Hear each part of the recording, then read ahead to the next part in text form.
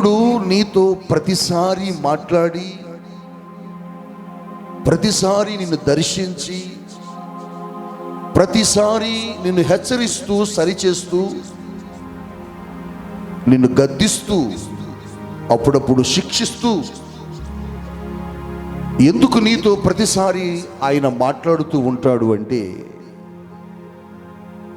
నిన్ను ఆయన వైపు త్రిప్పుకోవడానికే. ఆయన వైపు నువ్వు తిరగాలనేది దేవుని యొక్క ఆలోచన. ఆయన వైపు తిరిగి ఆయనను చూడాలి, ఆయన వాక్యాన్ని అనుసరించి నువ్వు నడవాలని, దాని ద్వారా నువ్వు దీవించబడాలనేది దేవుని యొక్క ఆలోచన, ఉద్దేశం. నీతో దేవుడు మాట్లాడే ప్రతిసారి, నిన్ను దేవుడు హెచ్చరిస్తున్న ప్రతిసారి, దాని వెనక ఒక గొప్ప ఉద్దేశం, దాని వెనక ఒక గొప్ప ప్రణాళిక. ఏమిటి ఆ ఉద్దేశం, ఏమిటి ఆ ప్రణాళిక అంటే, నిన్ను ఆయన వైపు త్రిప్పుకోవాలని. నీ మీద కోపం కాదు, నీ మీద ఆయన ఏదో సాధించాలనేది కాదు.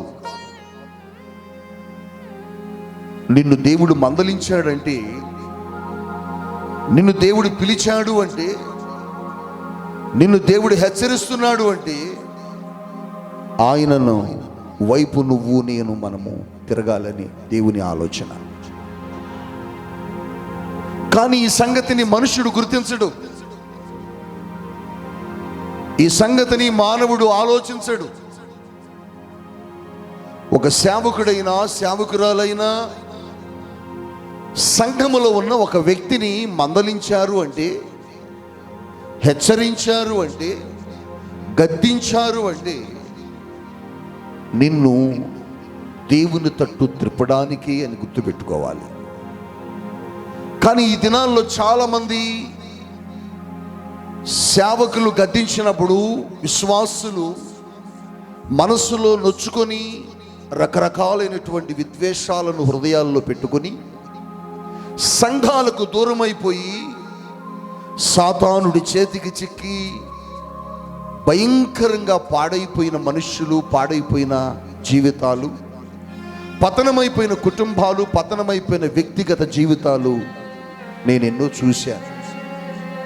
నేనే కాదు, పరిశుద్ధ గ్రంథములో ఎన్నో మంది జీవితాలు అలా పతనమైపోవటం దేవుని వాక్యాన్ని చదువుతున్నప్పుడు మనకు కనిపిస్తూ ఉండదు. అందుకనే దేవుడు నిన్ను హెచ్చరించినప్పుడు, మందలించినప్పుడు, దేవుడు నిన్ను పిలుస్తున్నప్పుడు నువ్వు దేవుని తట్టు ఏమవ్వాలి చెప్పండి? తిరగాలి.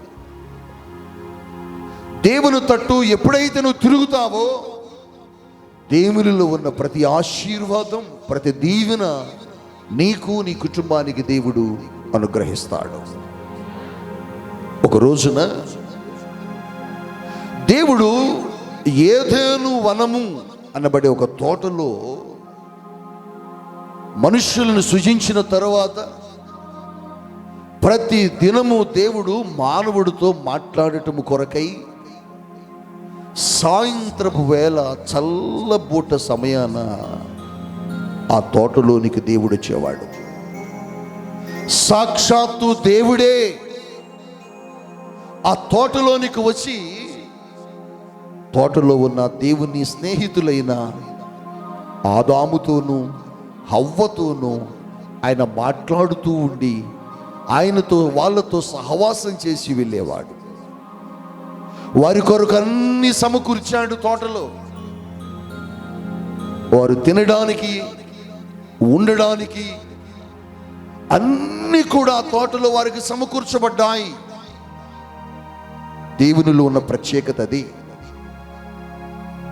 నిన్ను నిర్మించినప్పుడు నీ అవసరతలు ఎరిగిన వాడు దేవుడు. నీకేం కావాలో, ఏది అవసరమో నీకంటే ముందుగా, నాకంటే ముందుగా మన అక్కర్లన్నిటినీ ఎరిగి సహాయము చేయు దేవుడు యేసు ప్రభువారు. ఆ తోటలో వారికి ఏది కావాలో అన్నీ ఇచ్చాడు.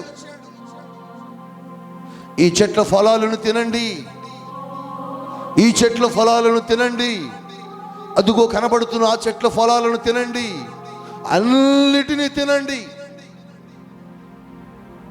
కానీ ఆదామా ఇలా రా, మీరిరువురు అదుగో కనబడుతున్నది చూడండి, ఆ చెట్టు ఫలమును మాత్రం మీరు ముట్టొద్దు, మీరు తినొద్దు. ఒకవేళ మీరు నా మాటను మీరి, నా ఆజ్ఞను మీరి ఆ ఫలము తింటే తిన్న దినమునే చనిపోతారు, శపించబడతారు, మీ జీవితంలోనికి మరణం సంభవించుద్ది. కాబట్టి దాని జోలికి మీరు వెళ్ళకండి అని ప్రభు చెప్పి వెళ్ళిపోయాడు. ఈ రీతిగా రోజు వారి దగ్గరకు వస్తూ ఉండేవాడు, సహవాసం చేసేవాడు, కబుర్లు చెప్పేవాడు. పరలోకములో ఏం జరుగుతుందో, పరలోకములో దేవుని దూతలు ఎలా ఉన్నారో, అక్కడ సంగతులన్నీ కూడా వీళ్ళిద్దరితో ముచ్చటించేవాడు, చర్చించేవాడు దేవుడు. హల్లెలూయా. ఒక రోజున సాయంత్రపు వేళ తండ్రి అయిన యెహోవా ఆ తోటలో నడుచుకుంటూ వస్తున్నాడు. ఎప్పుడు నడుచుకుంటూ వచ్చిన ఆయన శబ్దం, అలికిడి, స్వరం వినగానే పరుగు పరుగున ఆదాము హవ్వలు ఎదురుగా వచ్చి దేవునిని కలుసుకొని వారితో కూడా కూర్చొని మాట్లాడేవారు. ఒక రోజున ఆయన వస్తూ ఉంటే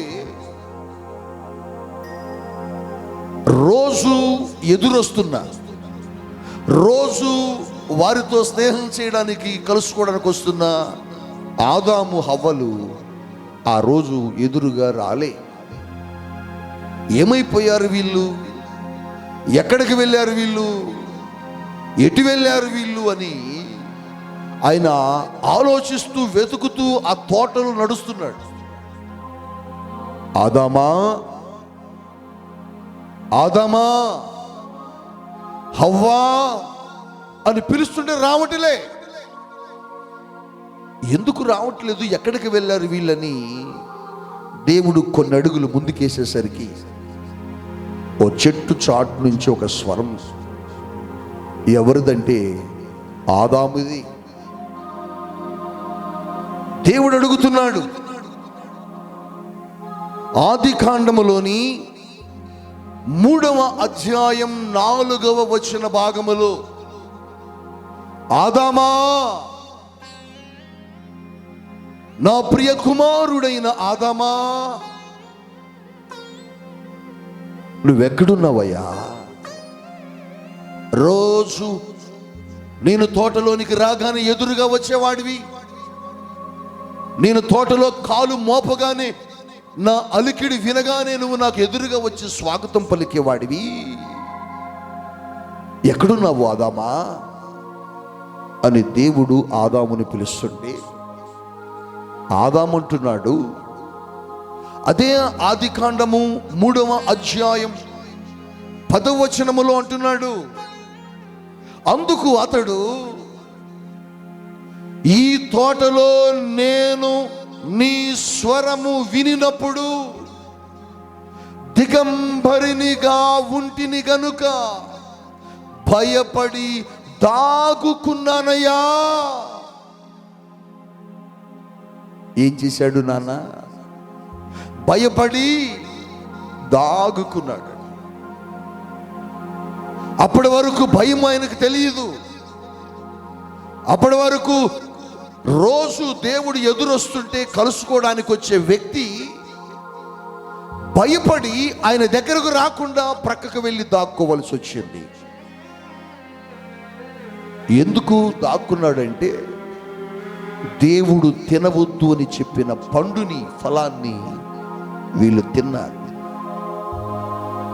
ఎవరు వీరిని మోసపరిచారు? సాతానుడు సర్ప రూపములో ఏదేను తోట దగ్గరకు ప్రవేశించి హవ్వను పిలిచి హవ్వతో మాట్లాడి, హవ్వా, మీరెందుకు ఈ ఫలాన్ని తినడం లేదు? అది దేవుడు తినొద్దని చెప్పాడు. పిచ్చి మొహమా, అది నువ్వు తింటే ఆయన కంటే మీరు గొప్పవారవుతారు. మీరు దేవుని దూతల వలె మారిపోతారు. ఎప్పుడైతే ఆ మాట సాతానుడు సర్పరూపములో వచ్చి చెప్పాడో, స్త్రీ బలహీన పడిపోయి దేవుని ఆజ్ఞలను మీరి తాను ఆ పండు తిని తనతో పాటుగా ఆదామును కూడా తినిపించింది. ఎప్పుడైతే వీరిరువురు ఆ పండు తిన్నారో వీరి నేత్రాలు తెరవబడ్డాయి. వీరి మీద ఉన్న దేవుని మహిమ తొలగిపోయింది. వెంటనే వారు ఎలా ఉన్నారో గ్రహించగలిగారు. వారి స్థితి ఏంటో తెలుసుకున్నారు. భయపడిపోయి చెట్టు చాటును దాక్కున్నారు. కానీ దేవుడు, ఆదామా నువ్వెక్కడున్నావు? ఎందుకు వెళ్ళావు అక్కడికి? దేని నిమిత్తము నువ్వు ఆ చెట్టు చాటును దాక్కుకొనవలసి వచ్చింది అని దేవుడు ఆదామును హెచ్చరిస్తున్నాడు, అడుగుతున్నాడు, పిలుస్తున్నాడు. దేవుడు ఆదామును పిలవడానికి గల కారణం, ఆదాము చెట్టు చాటును ఉన్నాడు అన్న సంగతి దేవుడికి తెలియదా?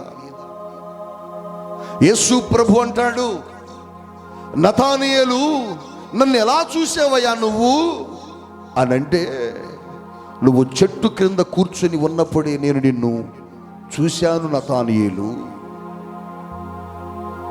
దేవుడు మనుషులు ఎక్కడ ఉన్నారో, ఏమై ఉన్నారో, ఏం చేస్తున్నారో అన్నీ కూడా ఆయన కనులకు ఏది కూడా దాగి ఉండదు. అన్నీ కూడా బయలుపరచబడతాయి. నువ్వెక్కడ ఏం చేస్తున్నావో, ఎక్కడికి వెళుతున్నావో, నువ్వేం మాట్లాడుతున్నావో, నీ స్నేహితులను, నీ భర్తను, నీ భార్యను, నీ కుటుంబాన్ని, నీ తల్లిదండ్రులను నువ్వు కనుగప్పి పాపం చేయొచ్చు. కానీ దేవునికి ఏది కూడా మరుగై ఉండదు అన్న సత్యాన్ని ఈ వాక్యం ద్వారా నువ్వు తెలుసుకోవాలి. దేవుడు ఆదాము చెట్టు చాటున ఉన్నాడని తెలియదా? తెలుసు. మరెందుకు నువ్వెక్కడున్నావని అడుగుతున్నాడు?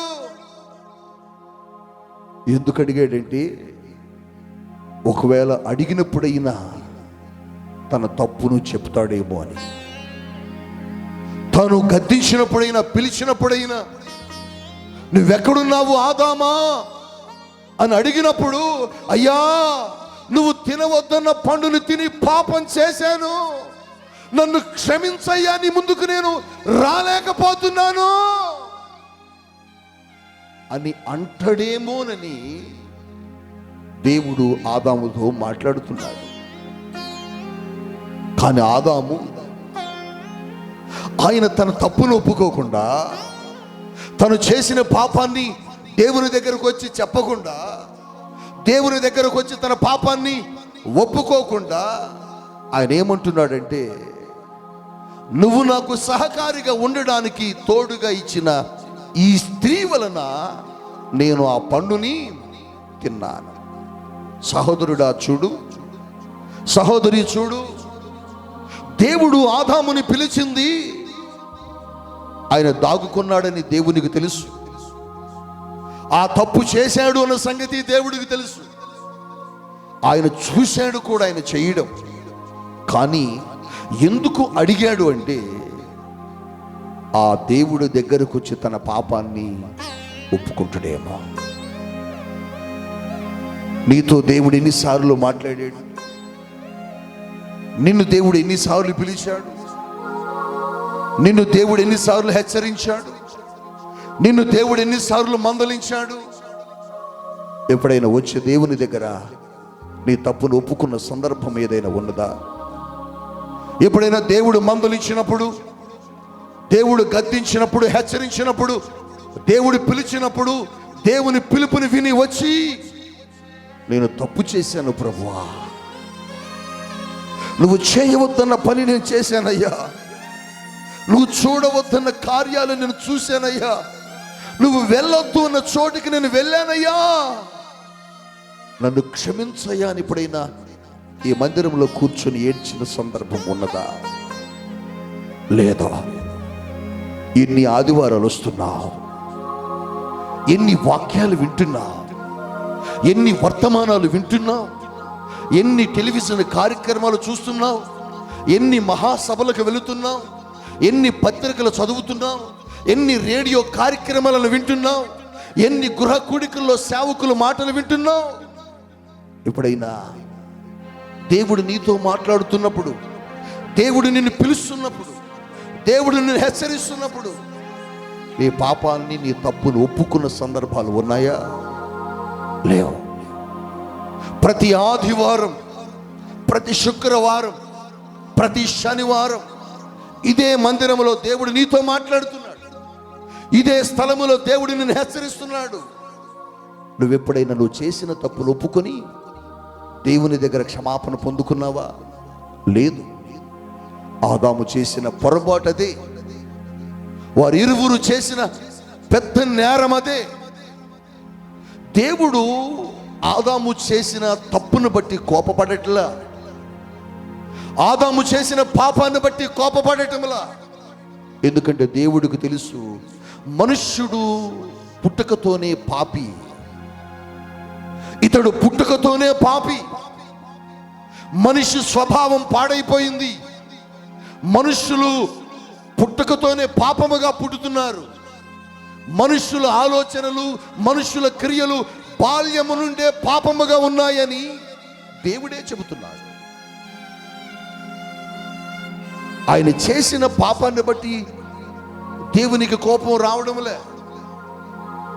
నువ్వు చేసే పాపాన్ని బట్టో, నువ్వు చేసినటువంటి అక్రమాన్ని బట్టో దేవుడు నిన్ను శిక్షించట్లేదు. కానీ మనిషి, ప్రతి వ్యక్తి కూడా బలహీనుడైపోయి పాపం చేసినప్పుడు దేవుడు నిన్ను హెచ్చరించినప్పుడు నువ్వు చేయాల్సింది ఏంటంటే ఆ పాపాన్ని ఒప్పుకోవాలి.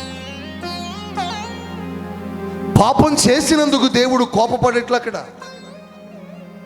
పాపాన్ని ఒప్పుకోకుండా దాగుకుంటున్నందుకు కోపపడుతున్నాడు.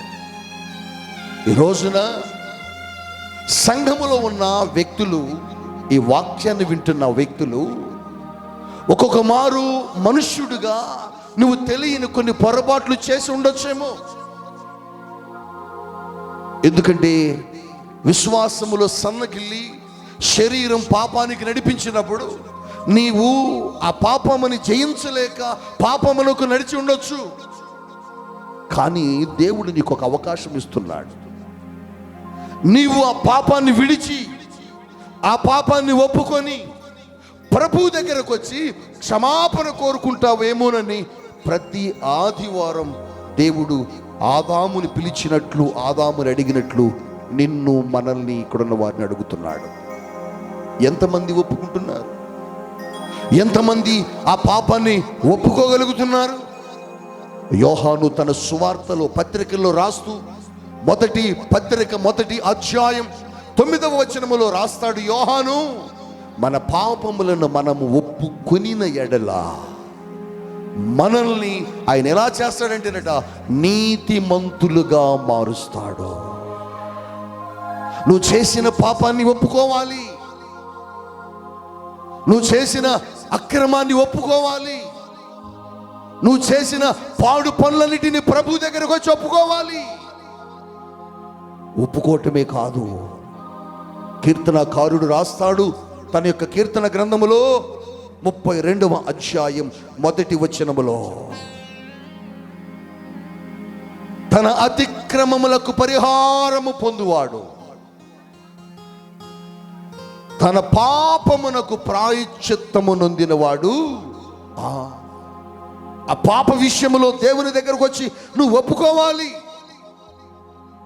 దేవుడు అందుకనే దేవుడు నిత్యము నీతో మాట్లాడేది. దేవుడు అందుకనే నీ దగ్గరకు వచ్చి నీతో మాట్లాడేది. నువ్వు పాపము చేసేవని ఆయనకు తెలుసు, నువ్వు అక్రమ సంబంధాన్ని కలిగి ఉన్నావని ఆయనకు తెలుసు. అందుకని ఆ సహోదరి దగ్గరకు వచ్చి ఆ బావి దగ్గర కూర్చొని ఆ బిందె పట్టుకొని ఆ కుండను తీసుకుని నీళ్ళ కోసమై బావి దగ్గరకు వచ్చిన ఆ పాపాత్మురాలతో దేవుడు మాట్లాడినప్పుడు ఆ వ్యక్తి వెంటనే వెంటనే వెంటనే అవునయ్యా, నేను పాపినయ్యా, నేను 5 భర్తలను కలిగి ఉన్న మాట వాస్తవమయ్యా, ఇక నేను ఆ పాపము చెయ్యనయ్యా, ఇక నేను ఆ పాపము చెయ్యనయ్యా, ఇక నేను ఆ దోషములోనికి వెళ్ళనయ్యా.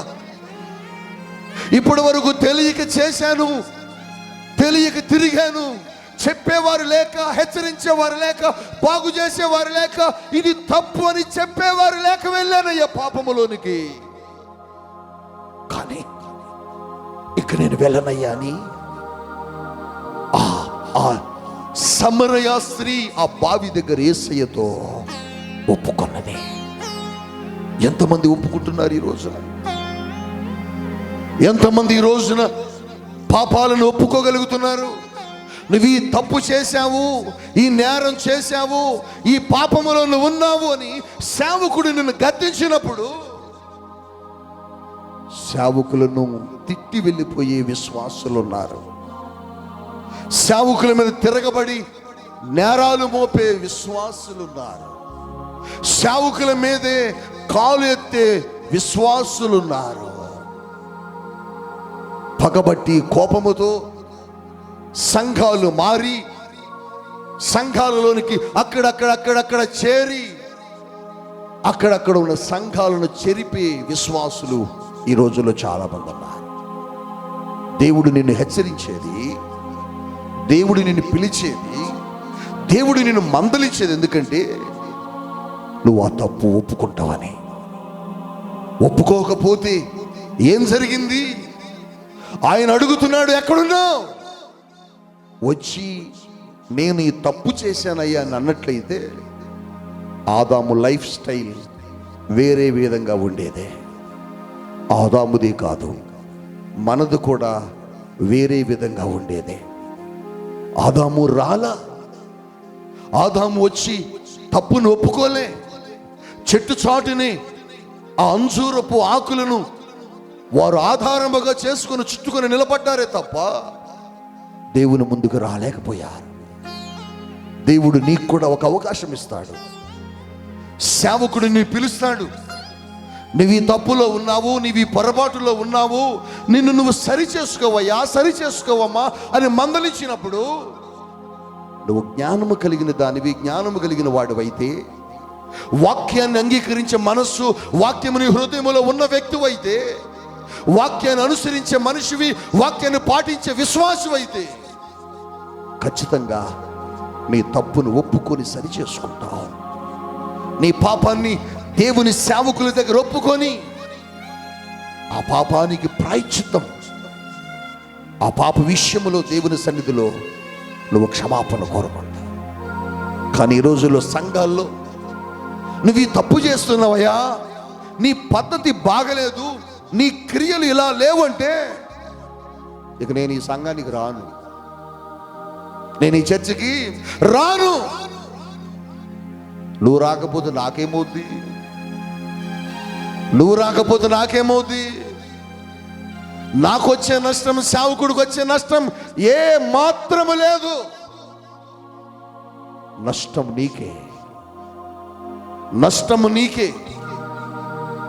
ఆయన వచ్చి అంగీకరించకపోవడాన్ని బట్టి ఆదామును హవ్వను ఏదెను తోటలో నుంచి దేవుడు ఏం చేశాడు? బయటకి నెట్టివేశాడు. బయటికి ఏం చేశాడు చెప్పండి? చూడు ఆ మాట. ఆదికాండము 3వ అధ్యాయం 23వ వచనము చదవండి. దేవుడైన యెహోవా ఏ నేల నుండి తీయబడినో దానిని సేద్యపరుచుటకు ఏదెను తోటలో నుండి అతనిని బయటికి పంపేసేశాడు. ఎంత దారుణం! ఇక నువ్వు నా దగ్గర ఉండటానికి వీల్లేదు, పో బయటికి. నువ్వు మట్టి నుండి తయారు చేయబడ్డావు కాబట్టి ఆ మట్టిని దున్నుకొని వ్యవసాయం చేసుకొని బ్రతుకుపో. నిత్యము దేవునితో ఉండే స్నేహం, నిత్యము దేవుని సన్నిధిలో కూర్చొని హాయిగా ఆనందించే ఆ సంతోషాన్ని, ఆనందాన్ని, ఆశీర్వాదాన్ని ఆదాము హవ్వలేమయ్యారు? కోల్పోయారు. కారణం దేవుడు పిలిచినప్పుడు వచ్చి ఒప్పుకోకపోవడం. నిన్ను దేవుడి సేవకుడు పిలుస్తాడు. నిన్ను దేవుని సేవకులని పిలిచి, నీవు ఇలా ఉన్నావు, నీ పద్ధతి ఇలా ఉంది, నీ క్రియలు ఇలా ఉన్నాయి, నీ ఆధ్యాత్మికమైన జీవితము సరిగా లేదు అని నిన్ను హెచ్చరించినప్పుడు నువ్వు చేయవలసింది ఏంటంటే నీ పాపాన్ని ఒప్పుకోవాలి. కొంతమంది ఒప్పుకోరు. ఆ స్వభావం ఉండదు వల్ల. ఒప్పుకోకపోతే ఏమయ్యారు వీళ్ళు? దేవుని సన్నిధి నుంచి త్రోసివేయబడ్డారు. రేపు నువ్వైనంతే. ఆయన చేతులతో చేసుకున్న ఆదాముని, ఆయన సారూప్యములో చేసుకున్న ఆదాముని ఆయన చేతులతో తయారు చేసి ఆయన శ్వాసను ఊదిన ఆదాముని త్రోసేశాడు. నువ్వెంత, నేనెంత? దేవునికి విరోధంగా నడవకు. దేవుడు నిన్ను పిలిచినప్పుడు సరిచేసుకో. దేవుడు నిన్ను హెచ్చరించినప్పుడు పాపాన్ని ఒప్పుకో. ఇక్కడ కాకపోతే ఇంకొక చోటికి పోదాం. అక్కడైనా దేవుడు ఇదే వార్నింగ్ ఇస్తాడు. దేవుడు ఒక చోట వార్నింగ్ ఇచ్చి ఒక చోట హత్తుకొని ముద్దు పెట్టుకోడు. నువ్వు లోపములో ఉంటే ఎక్కడైనా నిన్ను వార్నింగ్ ఇస్తూనే, హెచ్చరిస్తూనే ఉంటాడు. ఎందుకంటే నువ్వు ఆయన తోటలో నుంచి బయటికి పోకూడదని, ఆయన సన్నిధిలో ఉన్న ఆశీర్వాదములో నుంచి నువ్వు వెలుపలకు వెళ్ళిపోకూడదని ఆయన ప్రేమతో నిన్ను పిలుస్తున్నాడు, ప్రేమతో నిన్ను మందలిస్తున్నాడు, ప్రేమతో నిన్ను హెచ్చరిస్తున్నాడు. అప్పుడు నువ్వు చేయవలసింది, నువ్వు చేసిన పాపాన్ని ఒప్పుకోవాలి. బైబిల్ గ్రంథంలో ఒక దైవజనుడు ఉన్నాడు. ఆయన పేరు ఎలీషా. చాలా అద్భుతమైన సేవకుడు. ఇశ్రాయేలీల దేశములోనే అటువంటి ప్రవక్త, ఎంతో గొప్ప పేరు పొందిన ప్రవక్త. ఆ ప్రవక్త దగ్గర ఒక వ్యక్తి శిష్యుడిగా ఎదుగుతున్నాడు. ఆయన పేరు గెహజీ. ఒక రోజున ఎలీషా దగ్గరకు సిరియా దేశము నుండి నయమాను అనబడి ఒక వ్యక్తి తనకు కలిగిన కుష్టు రోగమును బట్టి ప్రవక్త అయిన ఎలీషా దగ్గరకు వచ్చాడు ప్రార్థన కొరకై. ఎలీషా చెప్పినట్లుగా అక్కడ ఉన్న యొర్దాను నదిలోనికి వెళ్ళి 7 మార్లు మునగవయ్యా నయమాను, నీ జబ్బు తగ్గిపోతుంది అని ఎప్పుడైతే చెప్పాడో, ఎలీషా మాట ప్రకారం వెళ్ళి ఆ యొర్దాను నదిలో మునగగా నయమానుకు కలిగిన కుష్టు రోగము తగ్గిపోయింది. దేవుడు బాగు చేశాడు, దేవుడు నన్ను ముట్టుకున్నాడు అని సంతోషంతో తిరిగి ఎలీషా దగ్గరకు వచ్చి కానుక ఇవ్వబోయాడు. ఎలీషా అన్నాడు, ఈ కానుక నాకు అవసరం లేదు. మీ దేశంలో మోషే ప్రవక్త చెప్పినట్లుగా మీ మందిరములో వాటిని సమర్పించండి, వెళ్ళండి. ఆ కానుకను, ఆ వస్త్రములను, ఆ బంగారమును, ఆ వెండిని తీసుకుని వెళ్ళిపోతున్నాడు నయమాన్. ఎన్నో సంవత్సరాల నుంచి ఎలీషా దగ్గర శిష్యుడిగా కొనసాగుతున్నాడు గెహజీ. ఎన్నో సంవత్సరాల నుంచి ఎలీషా అడుగు వేస్తున్నాడు గెహజీ. ఎలీషా ఎలాంటి ప్రవక్త గెహజీకి తెలుసు. ఎలీషా ఎలాంటి బలమైన ప్రార్థనా పరుడో గెహజీకి తెలుసు. ఎలీషా మాటల ద్వారా స్వస్థతలు జరిగాయని, ఎలీషా వాక్కు ద్వారా అద్భుతాలు జరిగాయని, ఎలీషా మాటను బట్టి దేశంలో పరిస్థితులు మార్చబడ్డాయని స్వయాన ఎలీషా ప్రక్కన నిలబడి గెహజీ కొన్ని సంవత్సరాల పాటుగా చూశాడు. కానీ ఆ వెండి, ఆ బంగారము, ఆ ధనము, ఆ వస్త్రములను ఎలీషా తిప్పి పంపించడాన్ని బట్టి ఇవి నేను తీసుకొచ్చుకుంటే బాగుండు అని గెహజీ పరుగు పరుగున వెళ్ళి ప్రవక్త వీటిని తీసుకుని రమ్మని చెబుతున్నాడని అబద్ధము చెప్పి, మోసం చెప్పి ఆ వస్త్రములను, వెండిని, బంగారమును, ఆ ధనాన్ని తీసుకొని వాటిని తెచ్చుకుని దాచుకున్నాడు. పరుగు పరుగున వెళ్ళాడు వాటి కోసం, పరిగెత్తుకుంటూ వెళ్ళాడు ఆ బంగారం కోసం. తెచ్చుకొని దాచుకుని ఇంట్లో వచ్చి ఎలీషా ముందు నిలబడ్డాడు. రాగానే ఎలీషా అడుగుతున్నాడు, గెహజీ ఎక్కడికి వెళ్ళావయ్యా? దేని కొరకు నువ్వు బయటికి వెళ్ళావు? ఎక్కడికి వెళ్ళావు? రాజుల 2వ గ్రంథం 5వ అధ్యాయం 25వ వచనములో అంటాడు, గెహజీ నువ్వెక్కడి నుండి వచ్చావు? ఇప్పుడు నువ్వెందుకు బయటికి వెళ్ళిపోయావు? వెంటనే గెహజీ అంటున్నాడు, నేనెక్కడికి వెళ్ళలేదయ్యా, నేను ఇక్కడే ఉన్నా. వెంటనే గెహజీ సమాధానం చూడండి, గెహజీ సమాధానం చూడండి. గెహజీ, నువ్వు పరుగు పరుగున వస్త్రముల కోసం, వెండి కోసం, బంగారము కోసం వెళ్ళినప్పుడు నీతో నా మనస్సు రాలేదా? నా ఆత్మ నీతో రాలేదా? గెహజీ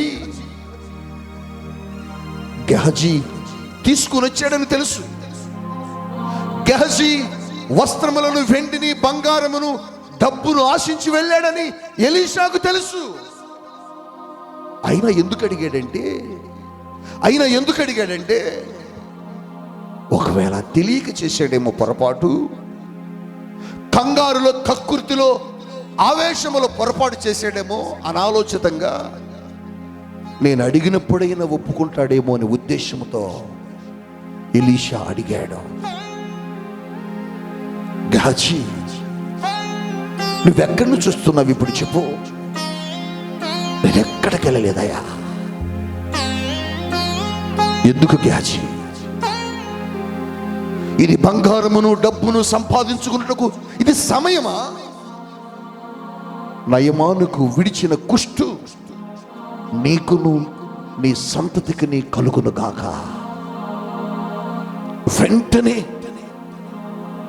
గెహజీ శరీరం అంతా కూడా నయమానును వదిలివేసిన కుష్టు గెహజీ శరీరానికి అంటుకున్నదే. గెహజీ శరీరానికే కాదు, ఆయన అంటాడు నీకును నీ సంతతి మొత్తానికి. చూసావా? గెహజీని ఎలీషా అడిగినప్పుడు, ఎలీషా మందలించినప్పుడు, ఎలీషా ముందు గెహజీ ఏం చెప్పాలంటే, నీకన్నీ తెలుసయ్యా, నేను ఎక్కడికి వెళ్ళానో కూడా నీకు తెలుసు. ఎందుకంటే నువ్వు ప్రవక్తవి, నువ్వు ఏదైనా చూడగలవు, నువ్వు ఆత్మలో ఏదైనా చూడగలవు. నేను తప్పు చేశానయ్యా, ఏదో కక్కుర్తి పడ్డాను, స్వలాభం కోసం వెళ్ళి ఆ బంగారాన్ని తెచ్చుకున్నాను, నన్ను క్షమించయ్యా అని అన్నట్లయితే గెహజీ జీవితం ఎలీషా తర్వాత ఇశ్రాయేలీయులలో ప్రవక్తగా ఉండేవాడే. ఏలియా తర్వాత ఎలీషా, ఎలీషా తర్వాత ప్రవక్త కావలసిన గెహజీ, ఎలీషా తర్వాత దేవునితో నడవవలసిన గెహజీ, ఎలీషా తర్వాత ఇశ్రాయేలు దేశములో దేవుని ప్రజల పక్షమున నిలబడవలసిన గెహజీ కుష్టు వ్యాధికి గురైపోయి దారుణమైన మరణాన్ని అనుభవించాడు. కారణం, దేవుడు మందలించినప్పుడు, సేవకుడు హెచ్చరించినప్పుడు, సేవకుడు గద్దిస్తున్నప్పుడు గెహజీ గ్రహింపు లేకపోవటమే, ఒప్పుకోకపోవటమే. ఈ రోజున గెహజీ లాంటి వ్యక్తులు సంఘాల్లో ఎవరైనా ఉన్నారా? ఈ రోజున దేవుడు నీతో మాట్లాడుతున్నప్పుడు బిడ్డ, దేవుడు నిన్ను ప్రతి ఆదివారం వాక్యంలో నిన్ను హెచ్చరిస్తున్నప్పుడు బిడ్డ, ప్రతి మీటింగులో సభల ద్వారా సేవకుల ద్వారా నిన్ను హెచ్చరిస్తున్నప్పుడు బిడ్డ, నిన్ను నువ్వు ఒప్పుకుంటున్నావా? నీ పాపాన్ని దేవుని సన్నిధిలో విడిచిపెట్టగలుగుతున్నావా? నీ దోషాన్ని ప్రభు సమక్షంలోకి వచ్చి దాన్ని కడుగుకోగలుగుతున్నావా? అందుకోసమే ఎలీషాకు తెలుసు గెహజీ ఎక్కడికి వెళ్ళాడు, దేవుడికి తెలుసు ఆదాము ఎక్కడికి వెళ్ళాడు. కానీ ఒప్పుకుంటారేమోనని ఒక అవకాశం, ఒప్పుకుంటారేమోనని ఒక అవకాశం.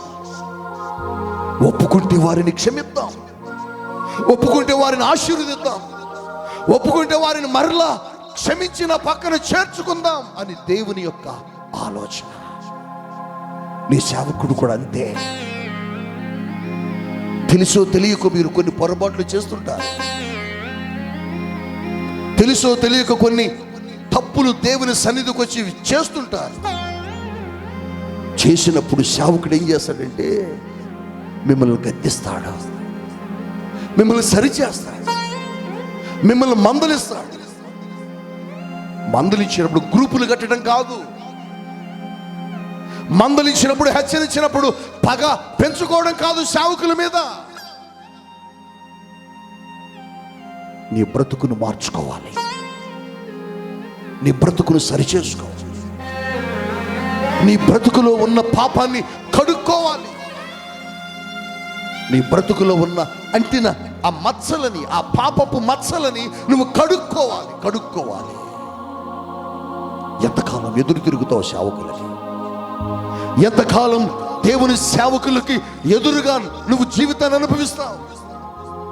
నువ్వే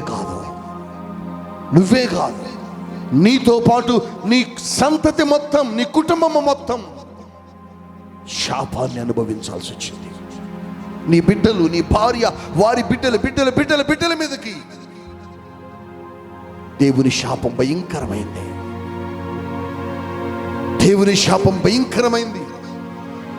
కోరహు చేసిన పాపం వారి బిడ్డలను వెంబడించింది. కోరహు చేసిన పాపం వారి బిడ్డలను వెంబడించింది. ఈ రోజున నువ్వు చేసే పాపం, నువ్వు చేసే అక్రమం, దేవునికి వ్యతిరేకంగా నువ్వు నడిచే ప్రతి నడక దేవుడికి తెలుసు. దేవుడికి తెలియదు అని నువ్వు అనుకుంటున్నావేమో, ఆయనకు తెలియదు అని నువ్వు అనుకుంటున్నావేమో. ఆయనకు తెలుసు. తెలిసినప్పుడు ఏం చేస్తాడంటే నువ్వు మందిరానికి రాగానే అదే విషయం ఎత్తిపట్టి మాట్లాడతాడు. నువ్వేమంటావు తెలుసా? నువ్వు చెప్పినవా నా సంగతి ఏ గారికి? మరి ఆయనకట తెలిసింది. నువ్వు చెప్పినవా నా సంగతి ఆయనకట తెలిసింది? చెప్పు, నువ్వే చెప్పుంటావు. ఇటోలని కాదు, నీ పాపాన్ని పరిశుద్ధాత్ముడు ఇక్కడ మాకు బయలుపరుస్తాడు. నీ పాపాన్ని ఎత్తి చూపుతున్నప్పుడు నువ్వు చేయాల్సింది ఏంటంటే నువ్వు కూర్చున్న స్థలములో ప్రభు సన్నిధిలో ఏడుస్తూ ప్రార్థన చేయాలి. కానీ ఈరోజు సంఘాలు ఏమైపోయింది? సేవకుడు ఒక విషయాన్ని ఎత్తిపట్టి మాట్లాడాడు అంటే నువ్వే చెప్పు, బయటికి రా, నీ సంగతి చెప్పు. మరి ఎక్కడ తెలిసింది ఆయనకి? ఎలీషాకి ఎవరు చెప్పారు? దేవుని సేవకుడికి దేవుడే బయలుపరుస్తాడు.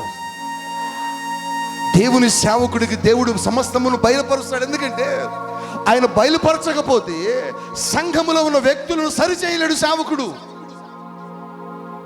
మీ ప్రతి అడుగు మాకు తెలుసు, మీ ప్రతి మాట మాకు తెలుసు, మీ ప్రతి ఉద్దేశము మాకు తెలుసు. నువ్వెక్కడికి నడుస్తున్నావో, నీ స్థితి ఆధ్యాత్మికమైన నీ జీవితం ఎక్కడికి వెళుతుందో నాకు తెలుసు. వాటన్నిటిని బట్టి మేమేం చేస్తామంటే, దేవుని ఆత్మతో నింపబడినప్పుడు, హెచ్చరిస్తున్నప్పుడు నువ్వు సరి చేసుకోవాలి. కానీ ఈ రోజుల్లో సంఘాల్లో వేస్ట్ రా మన అయ్యగారు, ఆయన కోపం పెట్టుకుని నా మీదే మాట్లాడిండు. ఆయన ఎవడికి పని? నీ మీద మాట్లాడాల్సిన పని, నీ గురించి మాట్లాడవలసిన అవసరత నాకైతే లేదు.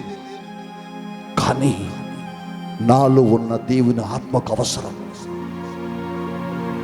పౌలుకి ఆ రోజున ఆ ఫిలిప్పి పట్టణంలో ఆ పుతోను అనబడే దెయ్యము చేత పీడించబడుతున్న వ్యక్తిని బాగు చేయాల్సిన అవసరం పౌలుకు లేదు. కానీ పౌలులో ఉన్న ఆత్మట వ్యాకులపడి హృదయములో నొచ్చుకుని, అయ్యో ఈ కుమార్తె పాడైపోతున్నదని బాధపడ్డాడట పరిశుద్ధాత్ముడు. నీ గురించి కూడా పరిశుద్ధాత్ముడు బాధపడి చెబుతాడు మాకు. నీ వ్యక్తిగత నడక, నీ వ్యక్తిగత ఆలోచనలు మాకు చెబుతాడు. చెప్పినప్పుడు వాక్యము ద్వారా దేవుడు నిన్ను మందలిస్తున్నప్పుడు నువ్వు చేయాల్సింది ఒకటే, నిన్ను నువ్వు సరి చేసుకోవాలి. ఇంటికి వెళ్ళగానే జియో ఫోన్ తీసి, ఏక్క నిన్నేనా అందే అయ్యగారు, ఏమనుకో మాకు, ఆయన అంతే అంటలే, ఏమనేమో ఓదార్చడం, ఓదార్పు యాత్ర పెట్టింది.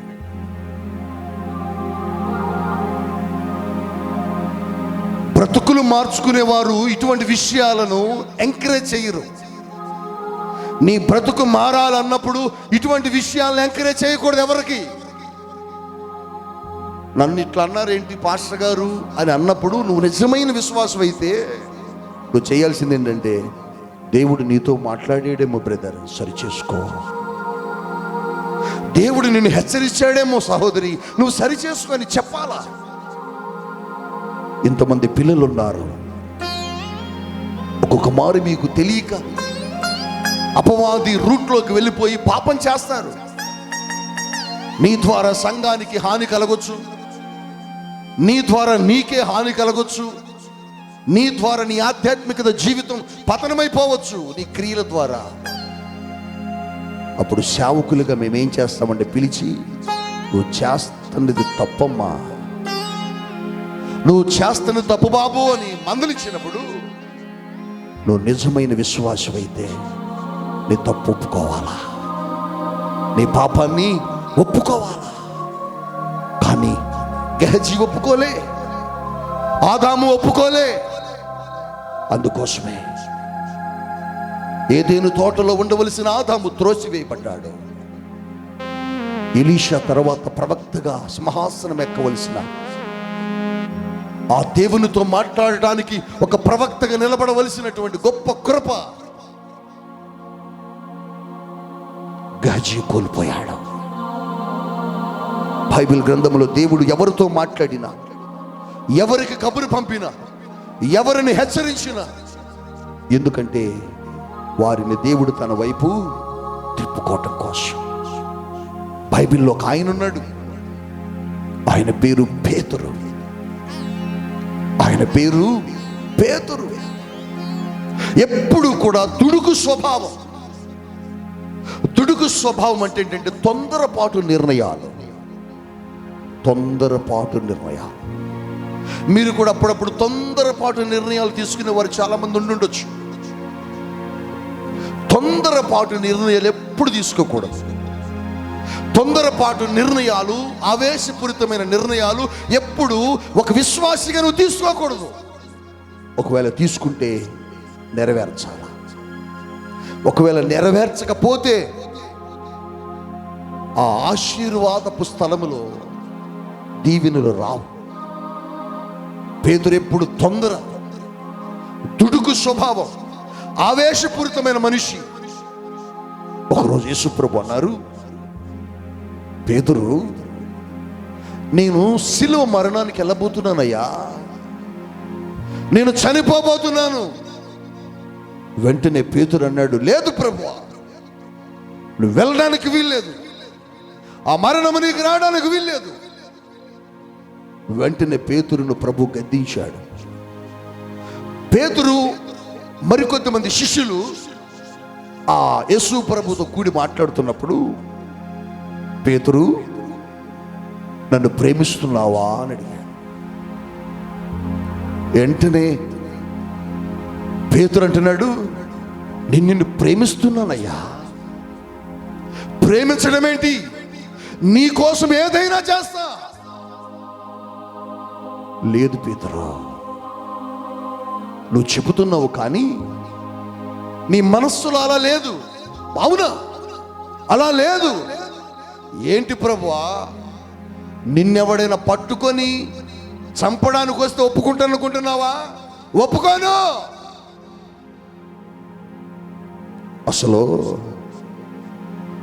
నన్ను పట్టుకున్న వేళ, నన్ను పట్టుకున్న రోజున ఈ యేసు ఎవరో నాకు తెలియదు అని నువ్వే అంటావు పేతురు. నేనా? నువ్వే. నెవర్ అలా అనను అంటావు. నీ మనస్సు నాకు తెలుసు, నీ హృదయం నాకు తెలుసు. అనను ప్రభువా. నువ్వు అంటావు అన్న రోజున 3 మార్లు కోడి కూసింది. కోడి కూసింది. ఆ సంభాషణ అంతా అయిపోయిన తర్వాత యేసయ్యను శిలువ మరణానికి తీసుకుని వెళ్తున్నారు. యేసయ్యను ఆ తోటలో నుంచి తీసుకుని వచ్చి ఆ గెత్సెమనే తోటలో ప్రార్థన అనంతరం బయటకు వచ్చిన తర్వాత యేసయ్య తోటలో వారికి చిక్కాడు. క్రూరంగా యేసు ప్రభును కొడుతున్నారు. యేసు ప్రభు దేహం అంతా ముక్కల ముక్కలుగా మార్చబడ్డది. శిష్యులు యేసు ప్రభును కొడుతుంటే ఒక్కొక్కరు ఆ భయంకరమైన శిక్షను చూసి ఆయనను వెంబడించిన వాళ్ళందరూ పారిపోయారు. పేతురు నెమ్మదిగా యేసయ్య వెనక నడుచుకుంటూ వచ్చాడు. యేసయ్య తీసుకుని వెళ్ళి అంత దూరంలో ఒక గదిలో 2 చేతులు కట్టి ఓ మొద్దుకు వేలాడి తీసి అక్కడ కొడుతున్నారు. ఎవరైనా ఈయన పక్షమున నిలబడితే, ఈయన తరపున ఎవరైనా వస్తే వాళ్ళను కూడా చంపేయండి అని అక్కడున్న అధికారులు ఆజ్ఞ ఇవ్వగానే పేతురుకు భయం వేసింది. ఒకవేళ నేను కూడా అక్కడికి వెళితే చంపేస్తారేమోనని దూరంగా కూర్చున్నాడు. దూరంగా కూర్చొని ఆ కట్టెలన్నిటిని పేర్చుకొని ఆ మంట వేసుకున్న మంట దగ్గర కూర్చున్నాడు. యేసయ్యను పేతురు దూరంగా చూస్తున్నాడు. యేసయ్యను కొడుతున్నారు. పేతురుకు బాధేస్తున్నది, కానీ రాలేకపోతున్నాడు. వస్తే పేతురును కూడా చంపేస్తారేమోనని భయం. యేసయ్యను కొడుతూ ఉండగా పేతురు ఆ మంట దగ్గర చలి కాచుకొని చుండగా, ఆ మంట దగ్గర కూర్చుని ఉండగా ఓ చిన్నదట కిడ్, ఒక చిన్నది పేతురు దగ్గరకు వచ్చి, ఏయ్ నువ్వు యేసుతో కూడా ఉన్న వ్యక్తివి కాదు అని ప్రక్కన వాళ్ళందరినీ పిలిచింది. రండి, యేసుతో ఉన్న వ్యక్తి ఇక్కడ ఒక అతను ఉన్నాడు. వెంటనే పేతురు, ఆయన ఎవరో నాకు తెలియదు, ఆ యేసు ఎవరో నాకు తెలియదు, ఆ యేసు ఎవరో నాకు తెలియదని 3 మార్లు అబద్ధం చెప్పాడు. దూరంగా ఉండే కిటికీలో యేసయ్యను కొడుతుంటే ఆయన దేహమంతా నలిగిపోయి కూడా యేసయ్య చేతులు వంచి కొడుతుంటే యేసయ్య ఆ కిటికీలో ఉండి పేతురును చూస్తున్నాడు. 3 సార్లు ఎప్పుడైతే అబద్ధం చెప్పాడో వెంటనే కోడి కూసింది. కోడి కూసింది. వెంటనే కోడి కూయగానే ప్రభు చెప్పిన మాట గుర్తుకొచ్చింది. ప్రభు చెప్పిన మాట జ్ఞాపకం వచ్చింది. నేనెంత తప్పు చేశాను, నేనెంత అబద్ధం ఆడాను, నేనెంత మోసగాడిని, తెలిసిన దేవుణ్ణి తెలియదని చెప్పానే అని పేతురు ఏం చేశాడో చూడ. మత్తయి సువార్త 26వ అధ్యాయం 75వ వచనం. 26వ అధ్యాయం మత్తయి సువార్త 75వ వచనం. కనుక కోడి కూయక మునుపు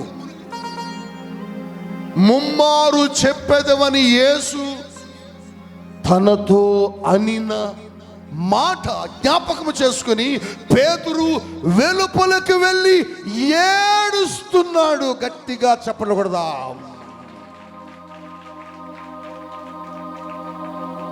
తన పాపాన్ని దేవుడు బయలుపరిచినప్పుడు, తన పాపాన్ని గుర్తు చేసినప్పుడు, తనను హెచ్చరించినప్పుడు పేతురు చేసిన ప్రాముఖ్యమైన పని ఏంటంటే తన తప్పును ఒప్పుకుని ఏడుస్తున్నాడు.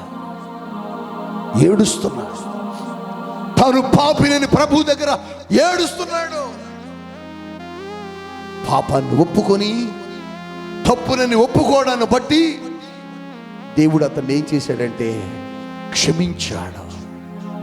క్షమించి ఏం చేశాడో తెలుసా?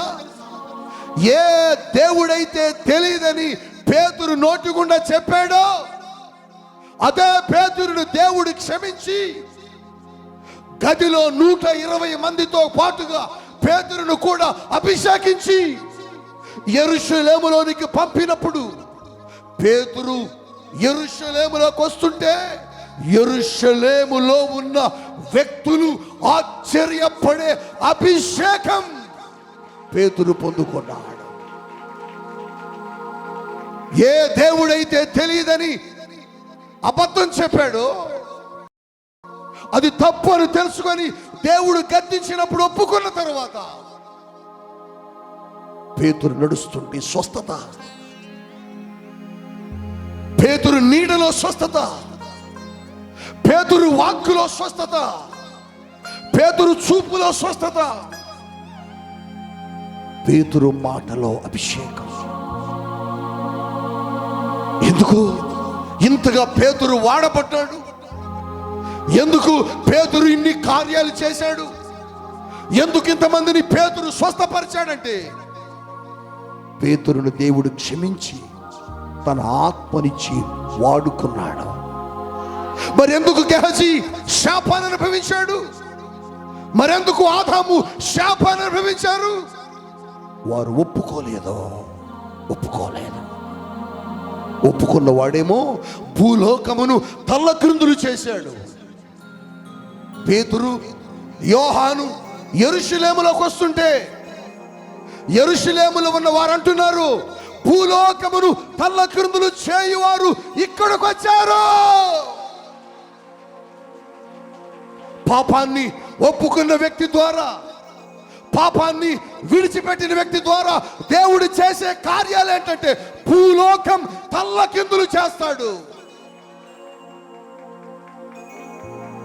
మరి నువ్వు సేవకుడు నన్నేంటి రిటర్నాడు, మేము రాము చర్చికి, మేము బొంబాయి పోతాం. బొంబాయి కాకపోతే గోదావరిలోకి పోయి ఉడుద్దన్నాడు. ఆ గోదావరిలో దిగు సాగు ఉడుద్దంటాడు. సత్య నిన్ను, పాపములోని నిన్ను, శాపములోని నిన్ను ప్రభు ప్రేమించి రక్షించి తెచ్చుకున్నాడు. నువ్వేమంటావంటే లేదు లేదు నాకు ఇది వద్దు, ఇది బాగలేదు. అక్కడే బాగు. పందిని కడుగు, శుభ్రంగా కడిగి పట్టు బట్టలు కట్టు, దాన్ని తీసుకెళ్ళి నీ పక్కన పడుకోబెట్టుకో. నువ్వు కాసేపు ఆగి నిద్రపో. లేదు చూడు ఎక్కడుంటుంది చెప్పు, ఎక్కడుంటుందయ్యా? అది పంది స్వభావాన్ని విడవండి. పంది ఎందుకు వచ్చావు పట్టు పరుపు మీద నుండి ఇక్కడికంటే పంది అంటది, చిచి ఆడ బాగా ఒత్తుకుంటుంది అటు ఇటు, ఏడైతే మెత్తగుందంట. ఎందుకని? బురద. దేవుడు నిన్ను ప్రేమించేది, దేవుడు నిన్ను హెచ్చరించేది ఎందుకంటే తన దగ్గరకు నువ్వు రావాలని. దేవుడు నీకు ఒక అవకాశం ఇస్తాడు. నయోమికి ఒక అవకాశం ఇచ్చాడు. నయోమి, నీ దేశంలో, నీ పట్టణంలో, నీ ప్రాంతంలో దేవుడు మరలా అద్భుతం చేస్తున్నాడు, రా. ఆ పిలుపును విన్నది నయోమి. వామ్మో, నా దేవుడు అద్భుతం చేస్తున్నాడు, నా పట్టణానికి వెళ్ళిపోతా అని వెళ్ళిపోయింది. వెళ్ళిపోలేదు. ఎస్, దేవుడు నీకు ఒక పిలిపిస్తున్నాడు ఈరోజు. దేవుడు నిన్ను పిలుస్తున్నాడు ఈరోజు. నువ్వేం చేయాలంటే ఆ పాపాన్ని ఒప్పుకొని, నీ పాపస్థితిని విడిచిపెట్టి ఓ దేవుని దగ్గరికి తిరిగి రావాలి. ఒకవేళ నువ్వు పాపం చేసి ఉండొచ్చు, అది మానవ లక్షణం, మనిషి స్వభావం పాపం. కానీ ప్రభు అంటున్నాడు, ఇక దాన్ని వదిలి ఇక దాని జోలికి వెళ్ళకు. విడిచిపెట్టిన దాన్ని మరలా తెచ్చుకో. విడిచిపెట్టి వచ్చేసేయి. విడిచిపెట్టి చూడు. ఆ మాట కూడా చూద్దాం. కీర్తన 32:5 చూడమ్మా.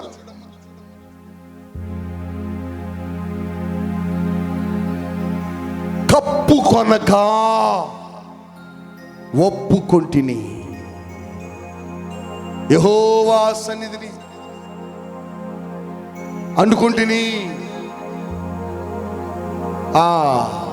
చూడండి, పాపాలు ఏం చేస్తున్నాడు ఈయన? చెప్పాలి, ఏం చేస్తున్నాడు? నిన్ను గద్దించినప్పుడు నీ పాపాన్ని ఏం చేయాలి చెప్పాలా?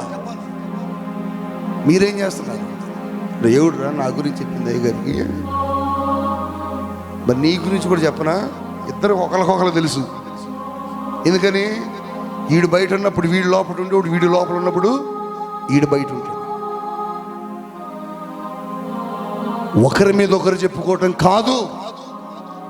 నీకు దేవుడు ఈరోజు నిన్ను పిలిచింది ఎందుకంటే నీ పాపాలను క్షమించాలని, నిన్ను తన బిడ్డగా మార్చుకోవాలి. ఒక అవకాశం నీకు ఇస్తున్నాడు. గెహజీ ఆదాము ఉపయోగించుకోలేకపోయాడు, పేతురు ఉపయోగించుకున్నాడు. పేతురు దేవుని రాజ్యంలో గొప్ప బహుమానాన్ని పొందాడు.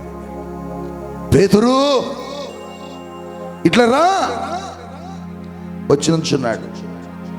నువ్వు పాపాన్ని ఒప్పుకున్నావయ్యా, ఎన్నిసార్లు గద్దించినా వెళ్ళిపోలేదయ్యా. అవును ప్రభువా, ఎన్నిసార్లు గద్దించిన నా క్షేమం కొరకే కదా నువ్వు గద్దించింది. అందుకని నీకు ఒక గిఫ్ట్ ఇద్దామనుకుంటున్నా. గిఫ్ట్ ఏంటి ప్రభువా? ఇట్రా దగ్గర వేస్తా. పెద్ద తాళాలు గుర్తు తీశాడు. హల్లెలూయా. ఈ పట్టుకో అన్నాడు. దేని తాళాలు ప్రభువా అయ్యి అంటే పరలోకపు తాళాలు. అబ్బా, గట్టిగా చప్పట్లు కొడదాం. హల్లెలూయా. దేని తాళాలు? ఎవరి దగ్గర ఉన్నాయి? ఇప్పుడు ఎవరు తీస్తే వెళ్తాం మనం? ఎక్కడికి? పేతురు తీయాల తలుపులు. అక్కడ ఎంత గొప్ప భాగ్యం! ఎందుకు వచ్చింది ఇంత గొప్ప భాగ్యం? ఒప్పుకున్నాడు. ఒప్పుకుంటే నువ్వు కోల్పోయిన ఆశీర్వాదం తిరిగి నువ్వు పొందుకుంటావు. నేను వట్టిదే, నేను అనలా, నేను కాదు అసలు అన్నది. నువ్వు ఎన్ని సంవత్సరాలు ఈ బ్రతుకులో ఉంటావో అన్ని సంవత్సరాలు శాపాన్ని అనుభవిస్తావు. అందుకనే దేవుడు నిన్ను మందలించినప్పుడు నీ బ్రతుకుని సరిచేసుకో, నీ బ్రతుకుని మార్చుకో. నన్ను క్షమించు ప్రభువా. సేవకురాలు నన్ను గద్దించినప్పుడు నేను లోబడలేకపోయాను, నన్ను మన్నించని ఒక్కసారి మోకరించి చిన్న ప్రార్థన చేసుకుందాం. మోకరించి. నీకు ఒక అవకాశం ఇస్తున్నాడు దేవుడు. నీకు ఒక అవకాశం ఇస్తున్నాడు దేవుడు. నీకు అవకాశం ఇస్తున్నాడు దేవుడు. నిన్నందుకేనే ఈరోజు పిలుచుకొచ్చింది ఇక్కడికి. నిన్నందుకేనే నిన్ను ఇక్కడికి పిలుచుకొని వచ్చింది దేవుడు. నిన్ను దేవుడు ఎందుకు ఇక్కడికి తీసుకొచ్చుకున్నాడంటే నువ్వు చేసిన తప్పులు ఒప్పుకుంటావేమోనని, నువ్వు చేసిన పాపాన్ని విడిచిపెడతావేమోనని, నువ్వు ఆడుచున్న అబద్ధాలన్నిటిని వదిలేస్తావేమోనని ప్రభు చూస్తున్నాడు. నీవు యేసయ్యా, ఇంకెప్పుడు నేను నీ సన్నిధిలో పాపము చెయ్యను, నన్ను క్షమించయ్యా, నా మనస్సు నెమ్మదిపరచు. మాటి మాటికి పాపం వైపు నా మనస్సు ఆకర్షించబడుతుంది, ఇంకా నేను దాని వైపు చూడకుండా సహాయం చేయి. నాలో ఉన్న పాపములన్నిటిని క్షమించండి. ఇప్పటి వరకు త్రాగి నా జీవితం పాడు చేసుకున్నా, ఇప్పటి వరకు త్రాగి నా బ్రతుకును నాశనం చేసుకున్నా, ఇప్పటి వరకు పరాయి స్త్రీలతో తిరిగి నా బ్రతుకుని, నా కుటుంబాన్ని పాడు చేసుకున్నా, పరాయి పురుషులతో తిరిగి నా జీవితాన్ని నాశనం చేసుకున్నా. ఆ సమరయ స్త్రీ ఒప్పుకున్నది, ఆ 5 భర్తలు నాకున్నారయ్యా అంటుంది. ఆ 5 భర్తలను ఒకరినొకరిని మోసం చేస్తూ జీవించారు, నిజమే. అందుకోసమే యేసయ్య ఊరిలో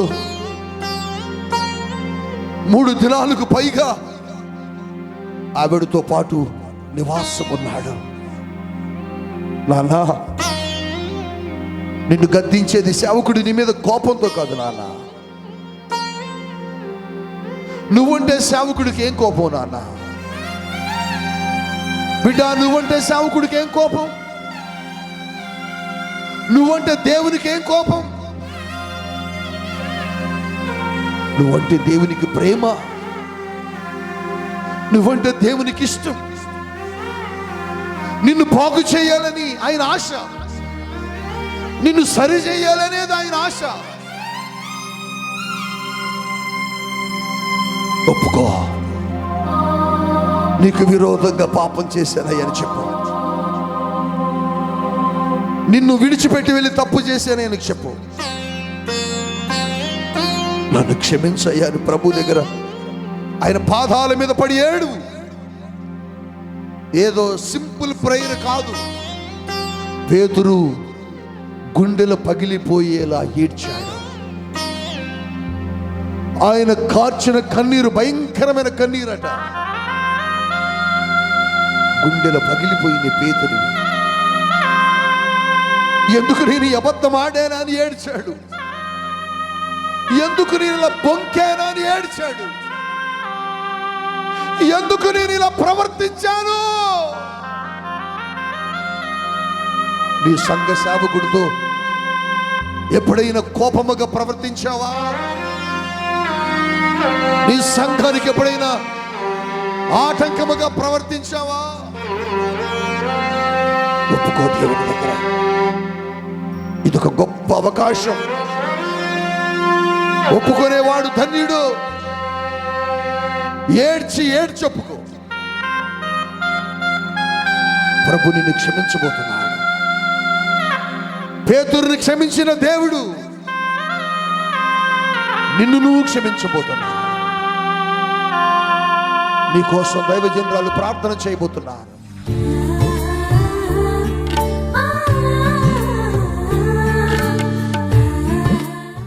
ఏ పాప స్థితిలో ఉన్నావో, ఎటువంటి అక్రమంలో ఉన్నావో, ఎటువంటి దేవునికి విరోధమైన కార్యాలు నీలో నివసిస్తున్నాయో, దేవుడు నీతో మాట్లాడినప్పుడు ఒప్పుకోవడం నేర్చుకో. దేవుడు నిన్ను గద్దించాలని, నిన్ను సరిచేయాలని ప్రతినిత్యము ఆయన ప్రయత్నం చేస్తూ ఉంటాడు. ఇదిగో ఆదాము అవ్వ అంటే దేవునికి ఎంతో ఇష్టం, ఎంతో ప్రేమ. ఇదిగో వారు పాప స్థితిలో ఉన్నప్పుడు వారిని దేవుడు అడిగాడు, కానీ ఆదాము అవ్వ ఒప్పుకోలేకపోయారు. ఒప్పుకోలేకపోవడం కారణంగా దేవుని యొక్క ఏదైనా వరంలో నుంచి వారు త్రోసివేయబడ్డారు. ఇదిగో ఎలీషా గెహజీని చేసిన పాపం స్థితిని అడిగినప్పుడు గెహజీ ఒప్పుకోలేకపోయాడు. అందుకనే దేవుని యొక్క కృప కోల్పోయాడు గెహజీ. భయంకరమైన శాపం గెహజీలోనికి వచ్చింది. కానీ దేవుని పిల్లలారా, పేతురు తన యొక్క పాప స్థితిని గమనించాడు. దేవుని సన్నిధిలో తన పాపాన్ని ఒప్పుకున్నాడు. అందుకని దేవుని కృప పేతురుకు అనుగ్రహించబడింది. ఆ యొక్క పరలోక గవిని తెరిచి గొప్ప కృప, ఆ తాళపు చెవి పేతురుకి అనుగ్రహించబడింది. ఒప్పుకోవడంలో ఉన్న గొప్ప ఆశీర్వాదం ఈరోజు నువ్వు తెలుసుకున్నావు నాన్న. ఇదిగో పాపాత్మురాలు ఒప్పుకుంది, ఆ సమరయ స్త్రీ తన పాపాన్ని. అందుకని దేవుని కృపను పొందుకుంది. ఈ రోజు వరకు పరిశుద్ధ లేఖనముల నుండి ఆమెను గూర్చి చెబుతూ ప్రకటించబడుతుంది ఆమె యొక్క సువార్త. ఇదిగో ప్రియ దేవుని పిల్లలారా, దేవుడు నీకు ఈరోజు నీకు ఒక గొప్ప అవకాశాన్ని ఇచ్చాడు. ఎందుకో తెలుసా? ఆయన వైపు నువ్వు తిరగడానికి, ఆయనలో నువ్వు ఐక్యం అవడానికి, ఆయన ఇచ్చే ఆశీర్వాదం పొందుకోవడానికి దేవుడిచ్చిన అవకాశాన్ని వాడుకో. పాపివని నువ్వు గ్రహించి దేవుని సన్నిధిలో ఎవరైతే ఒప్పుకుంటారో, విడిచిపెడతారో, దేవుని కృప వారిని వెతుక్కుంటూ వస్తుంది. దేవుని యొక్క ఆశీర్వాదం వారిని వెతుక్కుంటూ వస్తుంది. దేవుని యొక్క అభిషేకం వారిని వెతుక్కుంటూ వస్తుంది. దేవుని నిండైన దీవెనలు వారి మీద కుమ్మరించబడతాయి. ఈరోజు నువ్వు ఒప్పుకున్నావా? పేతురు వల్ల ఒప్పుకున్నావా? ఆ యొక్క సమరయ స్త్రీలాగా దేవుని యొక్క సన్నిధిలో నీ పాపాలను ఒప్పుకొని, యేసయ్యా నన్ను క్షమించు, ఇన్ని రోజులు నేను చేసిన ప్రతి పాపాన్ని ఒప్పుకోలేకపోయానయ్యా, నన్ను క్షమించు. నేను నడిచే నడక నీకు తెలుసు, నేను చూసే ప్రతి చూపు నీకు తెలుసు అయ్యా, నేను మాట్లాడే ప్రతి మాట నీకు తెలుసు, నేను ఆలోచించే ప్రతి ఆలోచన నీకు తెలుసు అని ప్రభువా, అవన్నీ కూడా ప్రభువా నీ సన్నిధిని ఇప్పటి వరకు ఒప్పుకోలేకపోయానయ్యా. అందుకని నేను శాపగ్రస్తమైన జీవితాన్ని అనుభవిస్తూ వచ్చాను. కానీ ఈరోజు నువ్వు నాతో మాట్లాడవు సూటిగా. అయ్యా, ఈ రోజున పేతురు వలె నీ ముందరకు వస్తున్నాను అయ్యా. ఇదిగో ఆదాము వలె చెట్టు చాటున దాగి ఉండట్లేదు. ఇక నేను దాక్కోలేను, నీ ముందర నేను దాక్కోలేను యేసయ్యా. నీ దృష్టికి సమస్తము కనబడుతున్నవని ఈరోజు నేను గ్రహించాను అయ్యా. ఇదిగో నీ ముందర నేను సాగిల పడుతున్నాను యేసయ్యా. నా ప్రతి పాపాన్ని క్షమించు. నీకు విరోధమైన ప్రతి క్రియ నాలోంచి నేను తీసివేసుకుంటున్నానయ్యా. ఇక నాలో ఏ పాపము నిలిచి ఉండడానికి వీల్లేదయ్యా. పేతురు వల్ల నన్ను క్షమించయ్యా. సమరయ స్త్రీల వల్ల నేను ఒప్పుకుంటున్నాను, నన్ను క్షమించయ్యా. నీ కృప చేత నన్ను జ్ఞాపకం చేసుకొని అడిగితే దేవుని కృప ఇదిగో నీ మీదకి వస్తుంది. దేవుని యొక్క ఆశీర్వాదం నీ మీదకి వస్తుంది. ఎవరైతే ఈ రోజున దేవుని వాక్యాన్ని విని దేవుని ఎదుట మీ పాపాన్ని ఒప్పుకున్నారో, దేవుని కృప మీ మీదకి వస్తుంది. మీ కొరకు నేను ప్రార్థన చేస్తున్నాను. దేవుని కన్ను మనం కప్పలేమని గ్రహించుదాం. ఆదాము అనుకున్నాడు, నేను పాపం చేశాను, దేవునికి తెలియదు అనుకుని చెట్టు చాటును దాటుకున్నాడు. ఇదిగో దేవుడు చెట్టు చాటున ఆదాము దాక్కున్నా ఆయన చూచే దేవుడని ఆదాము గ్రహించలేకపోయాడు. చెట్టు చాటున ఉన్న ఆదామును చూచాడు, పేరు పెట్టి పిలుస్తున్నాడు. ఇదిగో గెహజీ అనుకున్నాడు, నా యొక్క యజమానుడికి ఎలీషాకి ఏం తెలుస్తుంది ప్రవక్తకి అనుకున్నాడు. వెళ్ళాడు, ఆ నయమాను దగ్గర బంగారాన్ని తీసుకొచ్చుకున్నాడు, వెండిని తీసుకొచ్చుకున్నాడు, వస్త్రాలు తీసుకొచ్చుకున్నాడు, ఇంట్లో దాచిపెట్టి వచ్చాడు. కానీ గెహజీకి తెలియని సంగతి ఏంటంటే, ఆ యొక్క దైవజనుడి ఆత్మ మనస్సు గెహజీతో వచ్చిందని గెహజీ గమనించలేకపోయాడు. ప్రియమైన పిల్లలారా, కానీ పేతురు గ్రహించాడు నాన్న. ఇదిగో అందుకనే తను పశ్చాత్తాపపడ్డాడు దేవుని సన్నిధిలో. తను చేసిన పాపం పేతురుకు తెలిసింది, గ్రహించి పశ్చాత్తాపపడ్డాడు. ఇదిగో ఆ యొక్క సమరయ స్త్రీ దేవుని ఎదుట పశ్చాత్తాపపడి తన జీవితాన్ని మార్చుకోవడానికి మరి తను ఇష్టపడింది. పేతురు తన యొక్క జీవితాన్ని మార్చుకోవడానికి ఇష్టపడ్డాడు. అందుకని దేవుని కృప పేతురు ఆ సమరయ స్త్రీ మీదకి వచ్చింది. ఈ రోజున ఎవరైతే దేవుని మాటలు విని పశ్చాత్తాపపడి దేవుని సన్నిధిలో ప్రతి పాపాన్ని ఒప్పుకొని మరి దేవుని యొక్క మాటల ద్వారా జీవితాన్ని మార్చుకోవడానికి ఇష్టపడ్డారో మీ మీదకు కూడా దేవుని కృప వస్తుంది. దేవుని ఆశీర్వాదాలు మీ మీదకు వస్తాయి. మీ కొరకు నేను ప్రార్థన చేస్తున్నాను. పరిశుద్ధుడ మహోన్నతుడ వందనాలు, స్తోత్రాలయ్యా. ఈరోజు నీ వాక్యం విని ఎంతమంది నైనా అయ్యా వారి పాప స్థితిని ఎదుట ఒప్పుకున్నారో తండ్రి, అయ్యా ఇదిగో తండ్రి మాకు ఈ పాప స్థితి వద్దయ్యా, నీ సన్నిధిలో అయ్యా మా ప్రతి పాపాలు ఒప్పుకుంటున్నాం, క్షమించాయని పేతురు వలె సమరయ స్త్రీ వలె నీవు అయ్యా వారి పాప స్థితిని ఒప్పుకున్నారు. అయ్యా వారి మీదకి వచ్చిన కృప నైనా నీ బిడ్డల మీద కూడా వచ్చునుగాక. అయ్యా ఇదిగో నీ యొక్క ఆశీర్వాదం, నీ దీవెనలు ప్రతి ఒక్కరికి అనుగ్రహించబడను గాక. అయ్యా మార్చబడిన జీవితాలతో తండ్రి ఎల్లప్పుడూ నీ నామానికి మహిమకరంగా ప్రతి ఒక్కరూ జీవించుదురు గాక. యేసు నామం పేరిట ప్రార్థన చేస్తున్నాం తండ్రి, ఆమేన్.